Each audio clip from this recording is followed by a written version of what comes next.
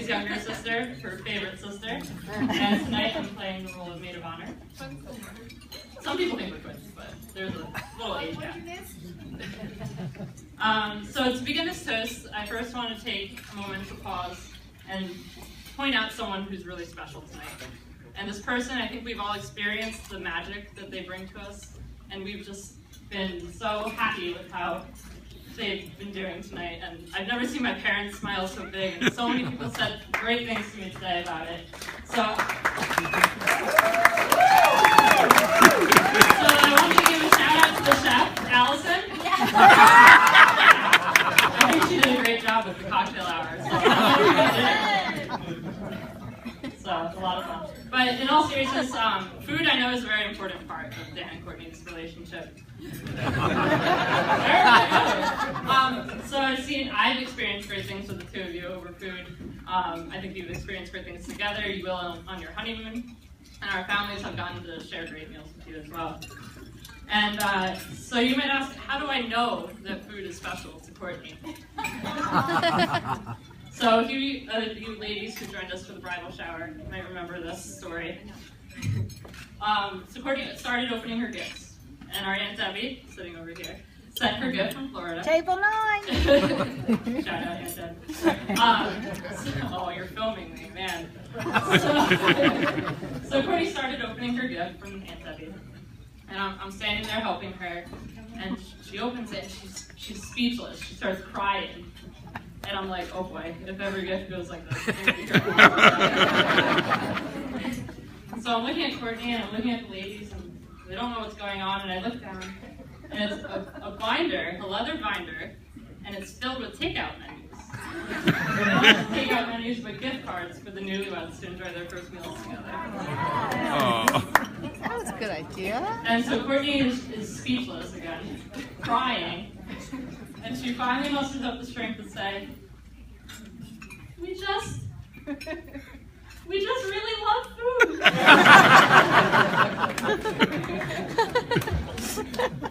But, I mean, I think that shows Courtney must really love food. But I think it also shows how much she loves Dan. Because I think when you share that deep of a love with someone, something as simple as takeout menus, or binge watching Merlin on Netflix, can be something that brings just utter happiness to your life. See where I am? Okay. So being Courtney's younger and shorter sister, I spent a lot of time looking up to her in my life. I could probably go on for a while about how I look up to her, but I'd probably cry and I'd get weird and so we'll save that for another time. But I remember another story involving food was that this seems to be a theme. I watched Courtney once when I was maybe 6 or 7 scrape the cheese off of her pizza.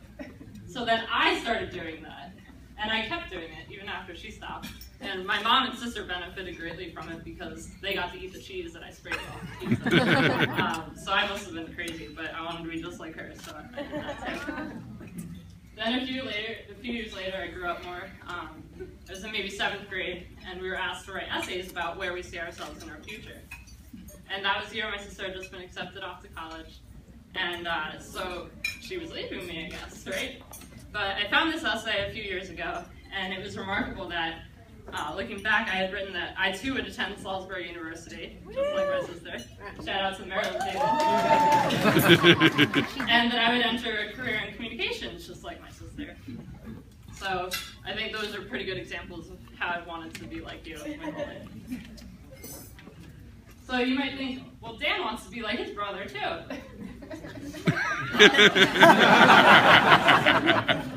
So a fun fact about Dan's older brother Nick is that he married his next door neighbor Kelly, who's with us tonight in the party.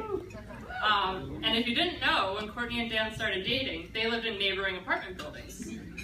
There's a neighbor thing going on. So we've invited Brian's next door neighbor. So my sister was pressuring me to bring a date tonight. So I was like, I guess I'll try to find one. So I turned to the neighborhood. I started knocking on doors. I left flyers on cars. What do you need? Neighbors only.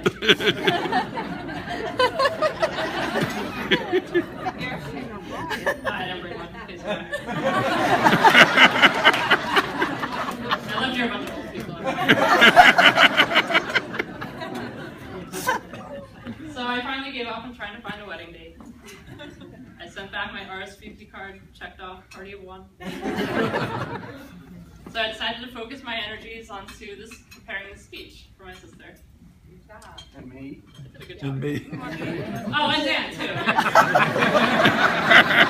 But you had two guys giving you a speech. So like any good paper I wrote in college, I decided I'll turn to Google for some inspiration. And I started Googling quotes about love. And while I was surprised that many of the Google search results were, "What is love?" came back with, "Baby, don't hurt me." Don't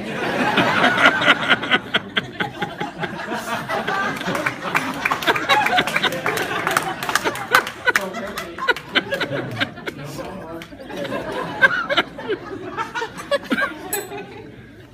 I did find a quote that I felt summed up the love between Courtney and Dan very well.